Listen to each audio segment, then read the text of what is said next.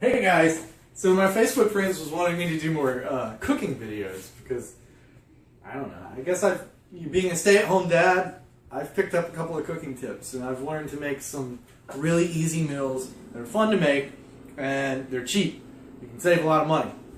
And I call this David's Culture Appropriating Oriental Chinese Food Substitute Stir Fry. Basically, in a nutshell, it's if you like pork fried rice from your local Chinese restaurant, this tastes extremely similar and it's very easy to make. So, we're going to start off. What you're going to need is some teriyaki sauce that you can get at the grocery store. You're going to need some soy sauce, some garlic powder, canola oil, peanut oil, and sesame oil. The light sesame oil. They make the small dark sesame oil that's really expensive. That is for finishing flavor if you want it. It's an optional thing. You can do it to get that more, Chinese food taste at the end. But I normally don't do it because you get the light sesame oil to start your stir fry, and then you get basically the same effect. You get that nice flavor. Right. Peanut oil is what your local Chinese restaurant uses. So halfway through the stir fry, we'll probably put in just a dash of peanut oil for flavor. Alright, so to start this off, we're going to do a browning of the rice. Right? So you take your normal rice, about 1 cup. What we're going to do is we're going to, oh, that's the wrong one. We're going to turn it up to medium-high to high heat. We're going to get the canola oil. Canola oil is used for high heat cooking. Remember that. Don't use olive oil. If olive oil burns, then smoke comes up off of it, and smoke coming off olive oil is a bad thing because it causes lung cancer. I'm serious. This isn't food babe fake science. This is real food science. If you burn certain cooking oils like olive oil, the fumes are bad for you. It's very, very toxic. And I know toxic is a buzzword that pseudoscience uses. But what we're going to do, that heat's coming in, we're going to put a little bit of canola oil in the pan. We're going to heat it up. Get it hot. And then we're going to put in the rice, right? And so what we're going to be going for is a browning of the exterior of the rice to just give it a flavor. The flavor will come out later. Trust me. So we're going to put that on there, and we're going to get ready. You want to have about 2 parts water to every 1 part rice, basically. I cook popcorn all the time, so there's always popcorn kernels randomly around. Because I eat popcorn like 3 times a day. Alright. So once that oil starts to get hot, we can even turn it up a little bit. Once that oil starts to get hot, you'll start to hear the sizzle, and you'll know it's cooking. You'll start to feel it. Remember, canola oil for high heat cooking, and that's exactly what we're going for. We're trying to get it really hot. That's how you get that browning. So let's go ahead and do that. It's going to take about 3 minutes. So what do you want to do in 3 minutes? Listen to the sizzle. Yeah, that worked.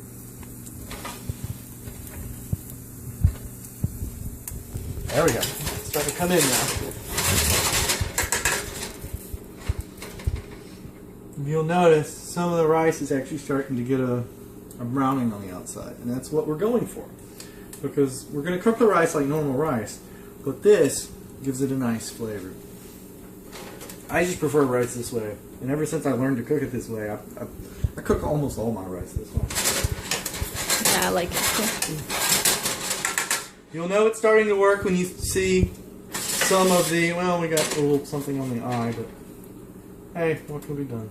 You'll know it's starting to work when some of the rice starts to look whiter than the rest of them. Those are brown, as you can see. I don't know what's smoking. What got under there? I spilled something and I cleaned it as best I could. Sorry. It happens. It happens. Sorry, Facebook and YouTube, wherever else this goes.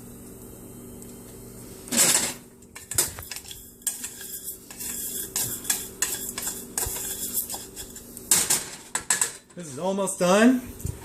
Got about 45 seconds to a minute and a half left.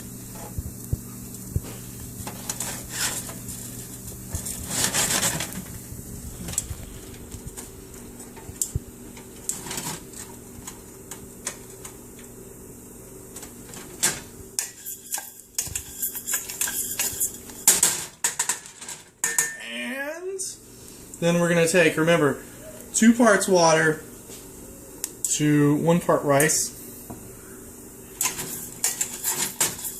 So once you're satisfied that the rice has been browned, this is good. This is perfectly good. It's just right. Then we're going to add the water.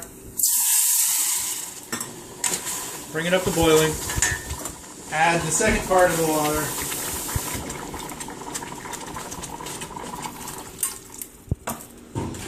Bring it up to boiling.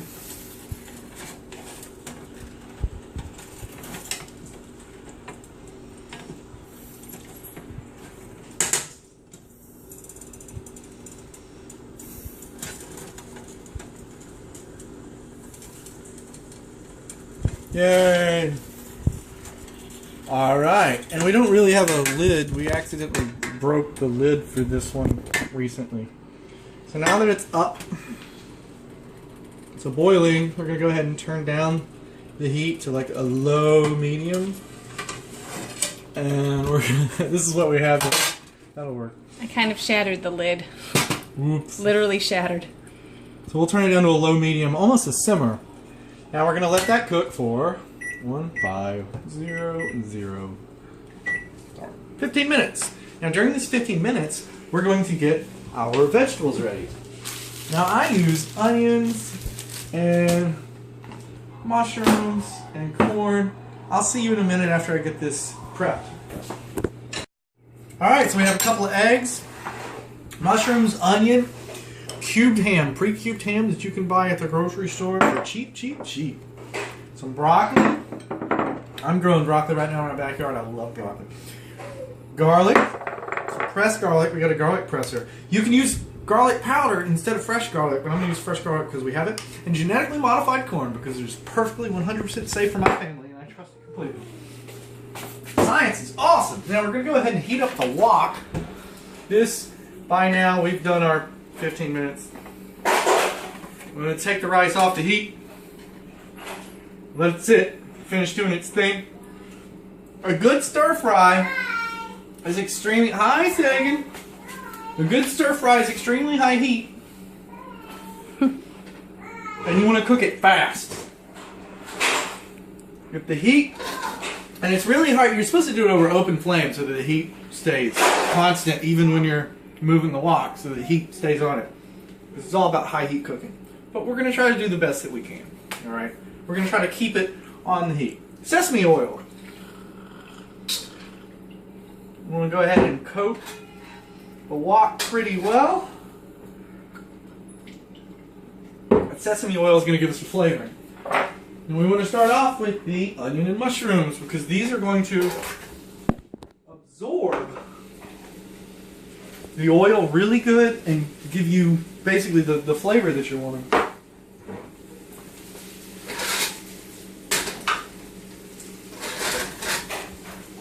When you get really good at wok cooking, you basically don't even need a utensil because you can just flip it around. I'm not really that good, but I'm trying.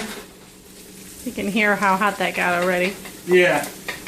Woks are extremely thin, so the heat comes on almost immediately, which is great for what we're trying to do. We're trying to do high heat cooking. Remember, keep it on the heat. Keep it going. I'm going to go ahead and move these onions for, 45 seconds or so.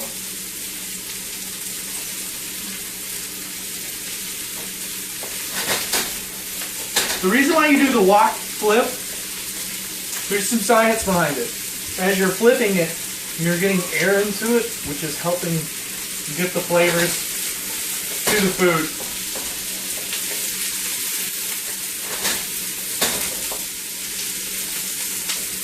Once you can see that the onions are starting to soften and get that wonderful flavor,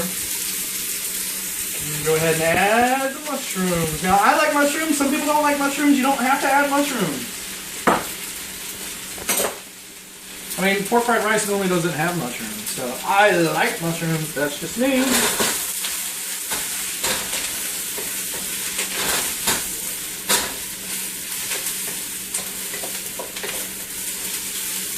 And the mushrooms are going to soak up this oil pretty fast. Now remember, about halfway through I said it's all about the flavors, it's all about layering the oil, so we can take some of that peanut oil to get some of that Chinese restaurant flavor, but just a little. We don't want to over-oil everything.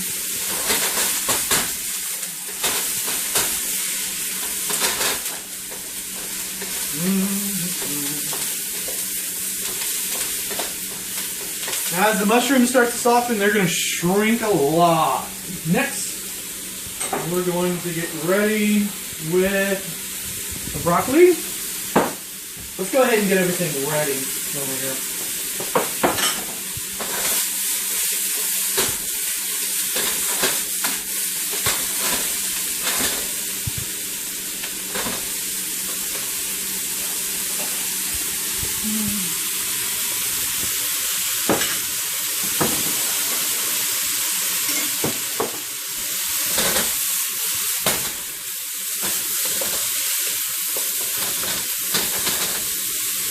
Alright, these mushrooms are starting to soften. As you can see, they've already reduced by about 50%.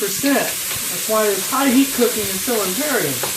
Keeps everything going quickly so that you can continue the cooking process. That sesame and peanut oil is mixing nice, and we're starting to get a nice aromatic flavor, which is just going to be enhanced by the garlic. So we're going to go ahead and add some broccoli.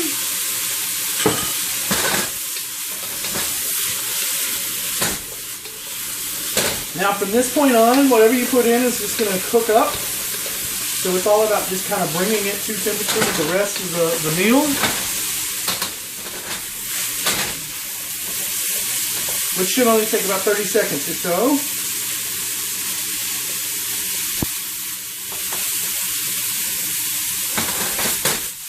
I don't know, one of my favorite ingredients is the pea pods, the spring pea pods or whatever that you use. Those are yummy. The what? The pea pods. The pods. Yes. I love those. You can use those. snow peas in here instead of broccoli. Snow peas works great. Those are fantastic too, yeah. Alright, we're going to go ahead and add the meat, and we will set up the temperature. Also done this with cooked pork, but the ham is actually really good.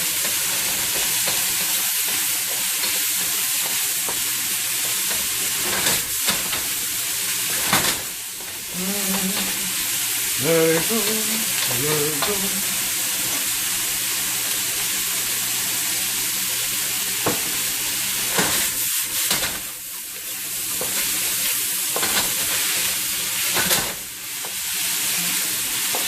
As you can see, the onions and mushrooms now have reduced in volume so much.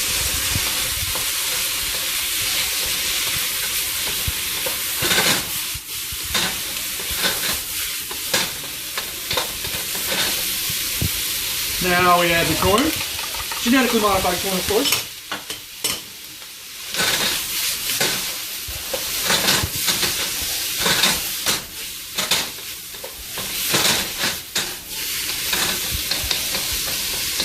Corn's going to come up to temperature really fast. Then we're going to go ahead and add the garlic. This is going to give you your aromatic flavor. Garlic cooks up really fast. So we add that as one of the last ingredients. Now comes the tricky hard part. Once you're satisfied this is starting to cook up right, and we could actually add a little bit more oil, but I'm not going to. You're going to push everything to the side, and you're going to put in your eggs. This is the hard part. Your eggs are going to cook up real fast. You got to keep it moving straight off of the bottom. Otherwise it will burn. Don't worry if it burns slightly, because we're going for that high temp cooked flavor thing that we're doing. Just gonna keep it moving, keep it off the wok.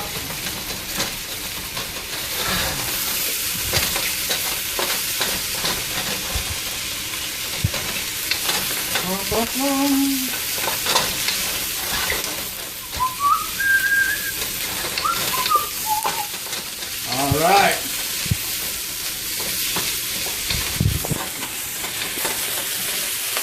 That egg looks fantastic now.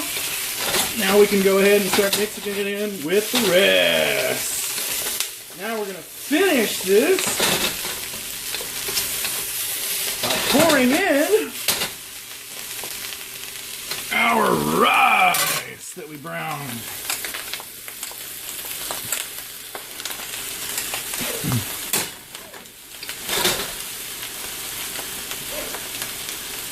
It's also wonderful with rice noodles if you feel like it. Yes, you can use rice noodles instead, which I do all the time. It is a little more like fried rice. Now once this rice is coming up to temperature, we're going to take a little bit of teriyaki sauce, just about a teaspoon or so. Then we're going to take about 3 to 5 tablespoons of soy sauce. Go ahead and put that in there. Let your soy sauceness flourish with your food. You can tell it's hot. Maybe it's a little hot over here. If you added enough soy sauce, it should start to take a nice color. And you should smell it. At this point, you're probably going, man, this is starting to smell like pork fried rice. You're right. And it's really good. Really easy to make. And then, if you like hot and spicy stuff like I do, you can add just a little bit of red crushed peppers. This is optional. Fully optional. I like spicy dishes. My wife doesn't. I have a low tolerance. Alright, gang. This is cooked up.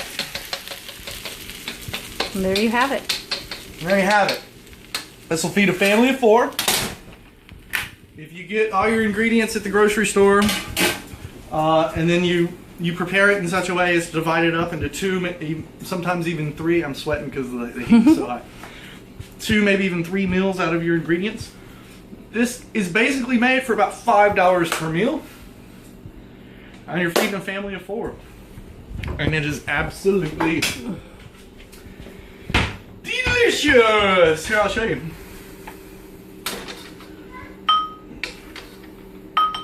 Of course, our daughter picks around the vegetables and only eats the rice, but otherwise, quite good.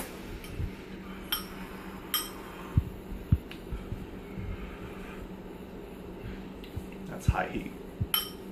Normally let it sit for a good 1.5 to 2 minutes to let the heat come off. But